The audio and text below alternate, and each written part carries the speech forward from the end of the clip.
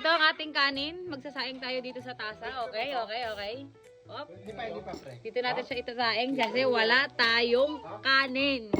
Mabilis lang to isaing, mga kaibigan. No need to cook. Lalagyan lang ng hot water. Okay? Peace be with you. Naging step na, oh. Sige, go. Oh, ay, lalakad na. Uy, ganda. Ay, lalakad na. Okay na yan, ganyan. Sakto lang yan. Sakit. Platito. Lalakad na, oh. Magaling, oh. Ganyan po tita. Maglalakad na yan, maaga lalakad yan, oh.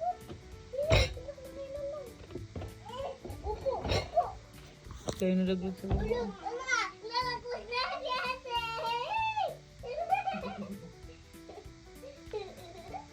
Sure ka? Oh! Baliktad da. Tama ba? Mamaya na ulit. Lalakad, oh. Galing, oh. Oh. Kangkaro to. Oh.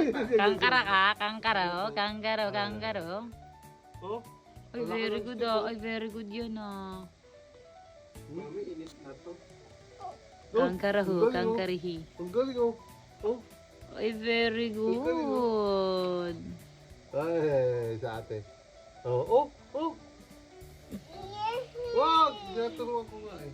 Okay, moment of truth. Go! Uy, may kanin na tayo! Pwede nang kumain. So, ito ang ating kanin. Oh. Ayan na siya. Ate, tara, oh. Shirataki dried rice by Lalo Mr. po Squirrel. Okay, ito na ang ating kanin na nasa natin. tasa. Oh. Buti na lang nag-release ng ganitong klaseng shirataki dried rice si Mr. Squirrel. Yung 100 grams lang per pack. Actually, kasi yung binibili ko talagang ganitong shirataki, yung 1 kg. Kaya medyo bulky kapag nagbaon ako sa Bagya. Ito, thank you talaga kasi mini version siya. Kaya kung wala ka pa neto, ilalagay ko lang yung link neto dyan sa my yellow basket or sa my comment section.